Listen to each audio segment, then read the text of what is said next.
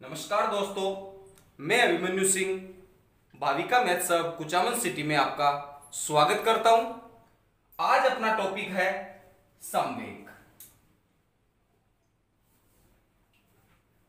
संवेग को इंग्लिश में इमोशन कहते हैं। इंग्लिश में इमोशन कहते हैं। इस इमोशन शब्द की उत्पत्ति लैटिन भाषा के शब्द इमोवरी से हुई है।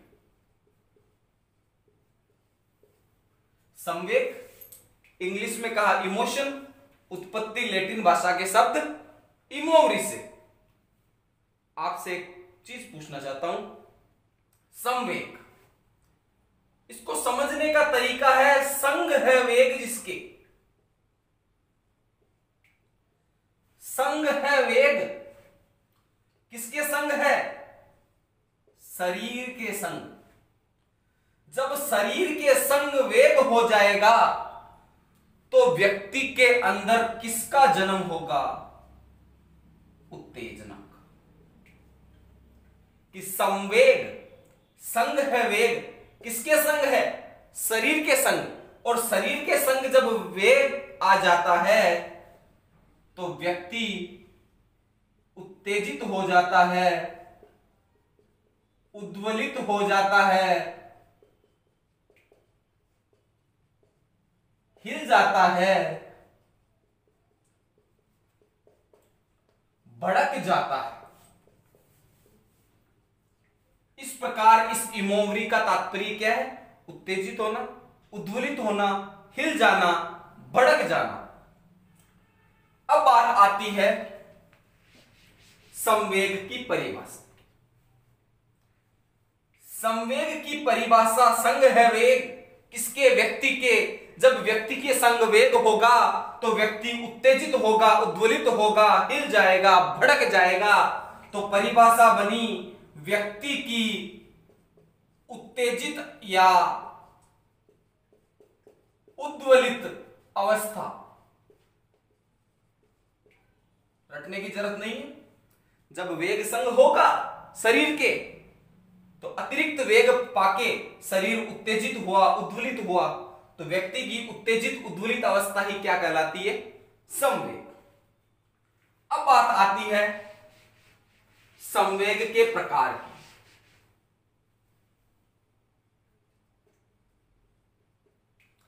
संवेग दो प्रकार के होते हैं।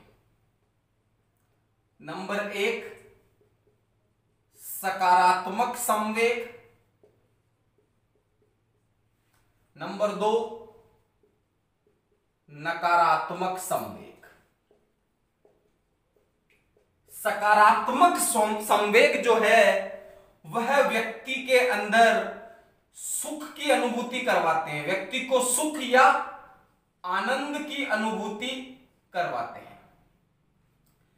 जब व्यक्ति सुख और आनंद की अनुभूति करता है तो उन संवेगों को कहा जाता है सकारात्मक संवेग या सुखकर संवेग। और जिन संवेगों से व्यक्ति दुख की अनुभूति करता है, कष्ट की अनुभूति करता है, तो उन्हें कष्टकर संवेग या नकारात्मक संवेग कहते हैं। सुख की अनुभूति कराने वाले संवेग प्रेम, करुणा, वात्सल्य इत्यादि पॉजिटिव संवेग। और नेगेटिव जिनसे दुख और कष्ट की अनुभूति हो, कष्टकर संवेग जैसे क्रोध, भय, घृणा, आत्महीनता, ये सब नकारात्मक संवेग की श्रेणी में आते हैं। समय समय पर अनेक मनोवैज्ञानिक हुए जिन्होंने अपने बालकों पर किए गए सर्वे के आधार पर अनेक प्रकार के संवेगों को बताया। उनमें से एक हुए मैकडूगल व गिलफोर्ड। मैकडूगल और गिलफोर्ड ने कुल 14 संवेग बताए। अब ये 14 संवेग कौन कौन से है? नंबर 1 क्रोध, नंबर 2 भय, नंबर 3 वात्सल्य, नंबर 4 अधिकार भावना, नंबर 5 भूख, नंबर 6 कृतिभाव, नंबर 7 कामुकता, नंबर 8 आत्माभिमान, नंबर 9 एकाकीपन, नंबर 10 आश्चर्य, नंबर 11 करुणा, नंबर 12 आत्महीनता, नंबर 13 घृणा और नंबर 14 आमोद। इस प्रकार बालक की अनेक अवस्थाओं को देखते हुए मैकडूगल और गिलफोर्ड महोदय ने एक बालक के जन्म से लेकर 1 माह, 2 माह, 3 माह ऐसे करके उसके उम्र में जैसे जैसे वृद्धि हुई उसके संवेगों को देखा और उन संवेगों के आधार पर निम्न निष्कर्ष निकाले कि एक बालक में मैकडूगल व गिलफोर्ड के आधार पर 14 प्रकार के संवेग पाए जाते हैं। एक मनोवैज्ञानिक और हुए डेकोर्ट।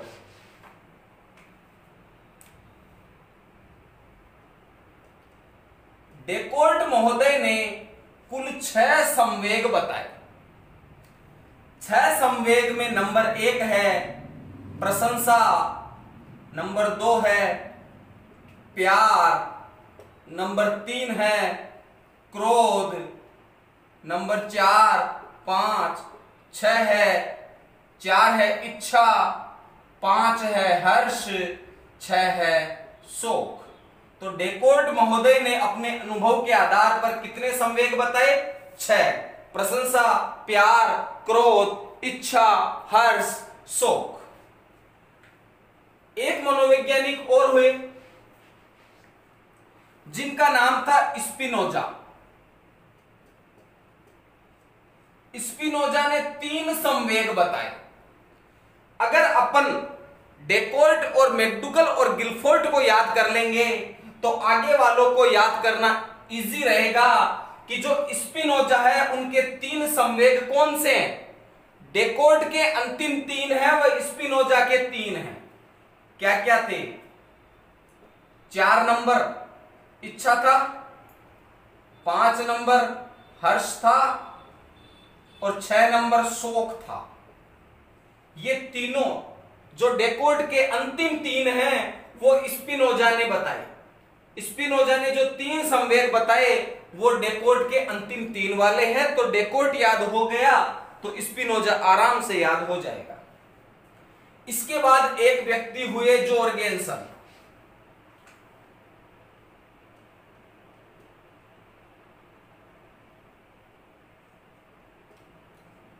जोर्गेनसन महोदय ने कुल 6 संवेग बताए।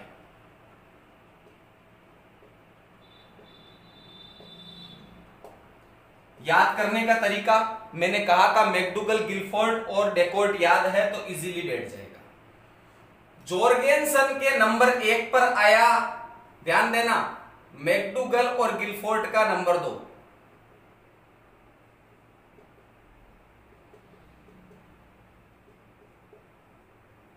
मैकडूगल और गिलफोर्ड का नंबर 2 था क्या?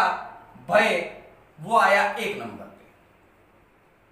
और 5 नंबर पे आया मैकडूगल और गिलफोर्ड का 1 नंबर का संवेग। क्या था? क्रोध। जो 4 नंबर डेकोर्ट का था वही 4 नंबर जोर्गेनसन का आया। डेकोर्ट का था इच्छा, जोरगेनसन का भी है इच्छा। और जो 6 नंबर का संवेग डेकोर्ट का, ये मैं कोष्टक में जो लिख रहा हूं ये याद करने के हिसाब से लिख रहा हूं, पीछे वाले कौन कौन से काम में आ रहे हैं किस नंबर पे। डेकोर्ट आप क्रम की कोई जरूरी नहीं है, आगे पीछे याद कर सकते हो। और जो डेकोर्ट का 6 नंबर का संवेग था शोक, वो आ गया 3 नंबर पे। उसके अलावा एक ट्रिक याद रखो, खुल। खू से खुशी, लय से लज्जा। तो याद करने का तरीका मैंने बता दिया कि मैकडूगल और गिलफोर्ड याद, मैकडूगल, गिलफोर्ड और डेकोर्ट याद है तो आगे वाले याद करने में आसानी रहेगी इस ट्रिक के आधार पर कि 1 नंबर पर मैकडूगल और गिलफोर्ड का 2 नंबर वाला भय, 5 नंबर पर मैकडूगल और गिलफोर्ड का 1 नंबर वाला क्रोध, 4 नंबर पर डेकोर्ट का 4 नंबर वाला इच्छा, और 3 नंबर पर डेकोर्ट का 6 नंबर वाला शोक, और बचे हुए पर ट्रिक है खुल। खू से खुशी, लय से लज्जा। इसके बाद वाटसन महोदय आए।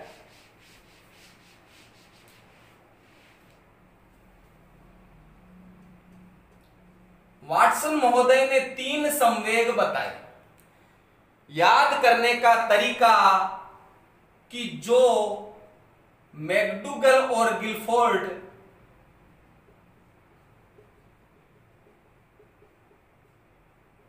का 1 और 2 है वो वाटसन का 1 और 2 है। मैकडूगल और गिलफोर्ड के 1 नंबर पे था क्रोध, 2 नंबर पर था भय, और 3 नंबर आपको याद रखना है प्रेम। तो इजीली वाटसन के याद रख सकते हो। मैं बार बार कह रहा हूं, मैकडूगल गिलफोर्ड के 14 और डेकोर्ट के 6 याद है तो अन्य के याद करना आसान रहेगा। वाटसन के 3, जिसमें मैकडूगल और गिलफोर्ड के 1 नंबर 2 नंबर वाले 1 नंबर 2 नंबर पर है वाटसन के, क्रोध और भय 3 नंबर पर प्रेम। वाटसन महोदय ने एक परिभाषा दी कि बालक में सर्वप्रथम 2 नंबर और 3 नंबर वाले संवेग, भय तथा प्रेम के संवेग विकसित होते हैं।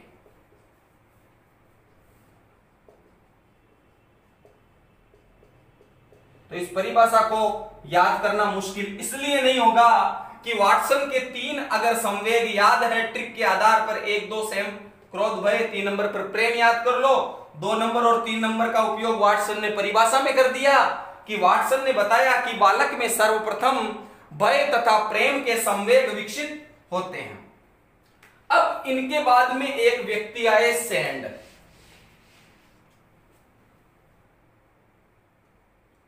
सैंड के साथ 1 2 3 4 5 6 7 याद करने का तरीका कि मैकडूगल एंड गिलफोर्ड के फर्स्ट और सेकंड, मैकडूगल और गिलफोर्ड के तो फर्स्ट और सेकंड, और जो डेकोर्ट थे उनके लास्ट 2 वह तो है सेम, और उसके अलावा जो 3 हैं उनको याद करने की ट्रिक है GGV। मैंने कहा कि सैंड के साथ में 1 और 2 पर तो कौन है, मैकडूगल और गिलफोर्ड के फर्स्ट और सेकंड। मैकडूगल का नंबर 1 है क्रोध, मैकडूगल का नंबर 2 है भय, तो सैंड के साथ में नंबर 1 और 2 मैकडूगल वाले। 3 और 4 पर डेकोर्ट के लास्ट 2 क्या थे, हर्ष और शोक, यही थे, देख सकते हो आप पीछे। हर्ष और शोक जो डेकोर्ट के लास्ट थे वो भी आ गए, और उसके बाद ट्रिक है GGV। जी से जिज्ञासा, और ध्यान रखना जी से घृणा है, इंग्लिश के हिसाब से घृणा को अगर इंग्लिश में लिखे तो पहला अक्षर जी होगा, घृणा को इंग्लिश में लिखे तो पहला अक्षर जी होगा। पहला जी तो सिंपल जिज्ञासा, और दूसरा जी थोड़ा अटपटा, ध्यान रखना, ग्रहणा को इंग्लिश में लिखे, पहला अक्षर जी होगा और वी से विरक्ति। इस प्रकार सेंड महोदय के 7 संवेग आप याद रख सकते हो। फर्स्ट सेकंड मैकडूगल गिलफोर्ड, क्रोध भय, लास्ट 2 डेकोर्ट के, अगले हर्ष और शोक, उसके अलावा ट्रिक जीजीवी, जिज्ञासा, घृणा और विरक्ति। उसके बाद बात आती है एक जेम्स महोदय और है।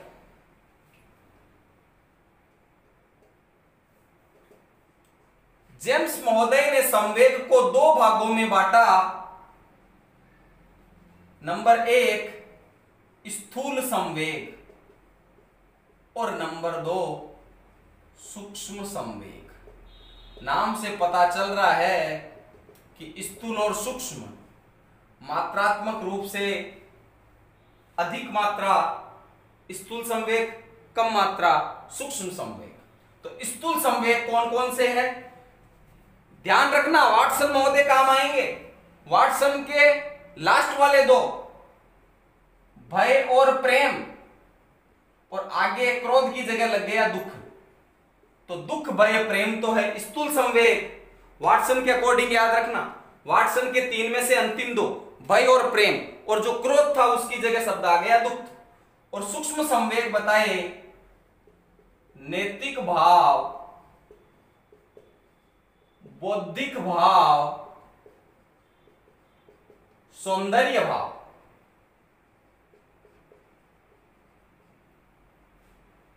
इस प्रकार जेम्स महोदय ने 2 प्रकार के संवेग, स्थूल और सूक्ष्म, दुख, भय, प्रेम, सूक्ष्म संवेग में नैतिक भाव, बौद्धिक भाव, सौंदर्य भाव की एज के अकॉर्डिंग किशोरावस्था में विपरीत लिंगी के प्रति आकर्षण, लड़कियां कांच को देखना या लड़के बाल संवारना पसंद करने लगते हैं बाल्यावस्था के अंत तक।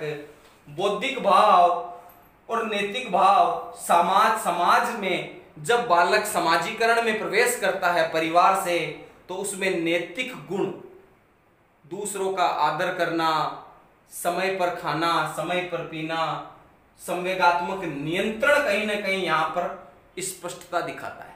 सूक्ष्म संवेग में तो संवेगात्मक नियंत्रण है, नैतिक और बौद्धिक पक्ष। संवेगात्मक नियंत्रण का पक्ष देखने को मिलता है सूक्ष्म संवेग में, और स्थूल संवेग जो मैक्सिमम व्यक्ति में ये स्थूल मतलब अधिक मात्रा इन्हीं की होती है, इनकी कम होती है। दुख, भय, प्रेम, हर व्यक्ति इनसे पीड़ित होता है, इसलिए इन्हें स्थूल संवेग की कैटेगरी में रखा गया है। अब बात आती है संवेगात्मक विकास की। सबसे पहले बात आती है कि शैशव काल तथा संवेगात्मक विकास। मैंने आपको कहा था कि मेरे वीडियो 4, 5 और 6 को ढंग से देख लेना, वो एक आधार का काम करता है। वीडियो 4 में मैंने शैशव काल की विशेषताओं में बताया था कि जो शैशव काल है वह समुचित संवेगात्मक विकास की दृष्टि से स्वर्णिम काल कहलाता है। प्रश्न बनता है सीधा सीधा कि शैशव काल समुचित संवेगात्मक विकास की दृष्टि से स्वर्णिम काल, इसके बारे में ज्यादा डिस्कशन उस वीडियो में कर चुके हैं, पर हल्का सा प्रभाव डालना चाहूंगा कि क्षणिक संवेग होते हैं, पल भर में रोना, पल भर में हंसना, मतलब जितने भी संवेग है वो शैशव काल में बालक में प्रवेश कर जाते हैं। वो पूर्ण रूप से विकसित नहीं हो पाते, पर हाँ प्रत्येक संवेग शैशव काल में बालक में प्रवेश हो जाता है। इसलिए समुचित संवेगात्मक विकास की दृष्टि से स्वर्णिम काल, शैशव काल को बताया गया है, और यह बात मैंने वीडियो पार्ट 4 यूनिट 1 के उसमें आपको बता रखी है। उसके बाद दूसरी बात आती है कि जन्म के समय शैशव काल होता है 0 से 2 वर्ष। तो 0 मतलब जन्म, कि जन्म के समय बालक में कोई संवेग नहीं होता है, अर्थात बालक संवेग रहित होता है। केवल और केवल उत्तेजना का अनुभव करता है। इंपॉर्टेंट चीज है कि संवेग की जो वास्तविक अर्थ है उत्तेजना, उद्वेलित होना, भड़क जाना, हिल जाना, तो उसकी प्रारंभिक अभिव्यक्ति जन्म के समय होती है कि जन्म के समय कोई संवेग नहीं होता, केवल और केवल बालक उत्तेजना का अनुभव करता है। इसके बाद शैशव काल में दोनों बातें इंपॉर्टेंट है साहब, ध्यान रख लेना आप अच्छे से इसे, कि पिछली रीट से पिछली रीट में एक ब्रिजेज नामक वैज्ञानिक से, मनोवैज्ञानिक से संबंधित प्रश्न आया था कि ब्रिजेज ने शैशव काल के कुछ संवेग बताए। तो ब्रिजेज के कुल संवेग है 8 और वह कौन कौन से है आप अच्छे से देख सकते हो। जन्म के समय बालक उत्तेजना का अनुभव करता है। जब बालक 1 माह का होता है तो पीड़ा तथा आनंद का अनुभव करता है। 3 माह का बालक होता है तो उसमें क्रोध संवेग विकसित होने लगता है। 4 माह का बालक परेशानी का अनुभव करता है। 5 माह का बालक डरने लगता है। 10 माह का बालक प्रेम भावना का विकास होता है। 15 माह के बालक में ईर्ष्या और 2 वर्ष के बालक में खुशी का संवेग विकसित होता है। तो आप देख सकते हो 1, 2, 3, 4, 5, 6, 7, 8। तो ब्रिजेज के कुल संवेग 8। इंपॉर्टेंट है साहब तीनों बातें। जन्म के समय उत्तेजना, 1 माह का हुआ तो पीड़ा तथा आनंद की अनुभूति, 3 माह का होने पर क्रोध करने लगता है, 4 माह का होने पर परेशानी का अनुभव होता है, 5 माह में वो चमकता है, डरता है, 10 माह में उसमें प्रेम का अनुभव होता है, 15 माह में पहले प्रेम आया फिर ईर्ष्या आई, और 2 वर्ष का होने पर खुशी। ब्रिजेश जी को आपको ध्यान से याद रखना है कि ब्रिजेश ने क्या बताया, संवेगों का क्रम। तो ब्रिजेश जी के संवेगों का क्रम इस प्रकार है, जो आपकी 2012 वाली रीट है उसमें इससे संबंधित क्वेश्चन आ चुका है, सॉरी 2016 वाली। अब आगे अपन चलते हैं बाल्यावस्था और संवेगात्मक विकास।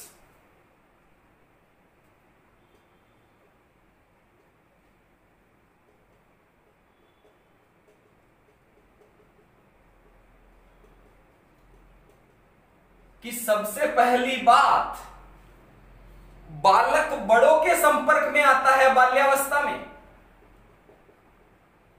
जब बालक बड़ों के संपर्क में आएगा तो वो अपने संवेगों की अभिव्यक्ति करना सीखता है। इंपॉर्टेंट बातें हैं सभी, कि संवेगों की अभिव्यक्ति बालक बाल्यावस्था में, बड़ों के संपर्क में आता है, संवेगों की अभिव्यक्ति करना सीखता है। उसके बाद बात आती है कि जब बालक विद्यालय जाएगा, बाल्यावस्था में प्राय विद्यालय की आयु प्रारंभ हो जाती है, तो विद्यालय जाएगा तो वहां पर भय, दंड, तनाव, इन संवेगों से उसका सामना होता है। और भय, दंड, तनाव, इन संवेगों के बार बार सामना करने से उसकी मानसिक ग्रंथियों का निर्माण होता है।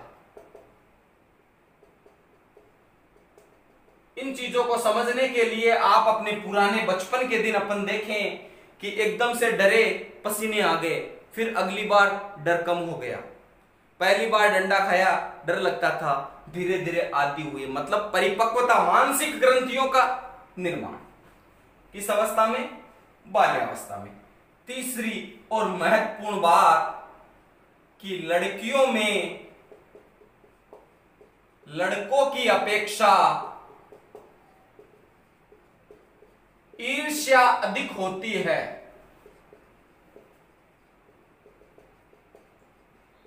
तो तीनों प्रश्न हैं कि बड़ों के संपर्क में आकर संवेगों की अभिव्यक्ति बाल्यावस्था में, भय, दंड, तनाव से मानसिक ग्रंथियों का निर्माण बाल्यावस्था में, ये कहां पे मिलते हैं? विद्यालय में।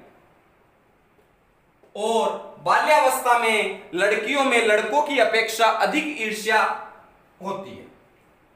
अब अपनी अंतिम अवस्था बची है किशोरावस्था और संवेगात्मक विकास।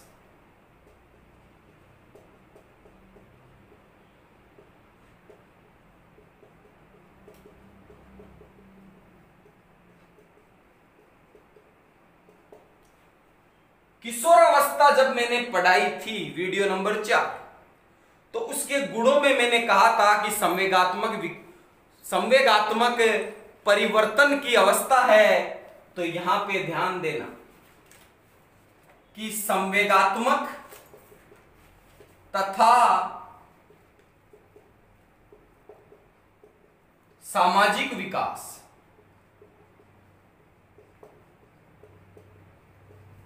की दृष्टि से संघर्ष तथा तूफान का काल। प्रश्न बनता है, संवेगात्मक तथा सामाजिक विकास की दृष्टि से संघर्ष तथा तूफान का काल कौन सा है? पूर्व किशोरावस्था। जैसे ही बालक बाल्यावस्था का समापन होकर किशोरावस्था में प्रवेश करता है, तो सामाजिक रूप से और संवेगों के रूप में उसे अनेक प्रकार की उसके दिमाग में हलचल, संघर्ष और तूफान से तात्पर्य है कि सामाजिक स्वीकृति मिलती है यहां पे बालक को। अगली बात इंपॉर्टेंट चीज है साहब, कि संवेगात्मक तथा सामाजिक विकास की दृष्टि से संघर्ष तथा तूफान का काल पूर्व किशोरावस्था। दूसरी बात, विपरीत लिंगी के प्रति आकर्षण।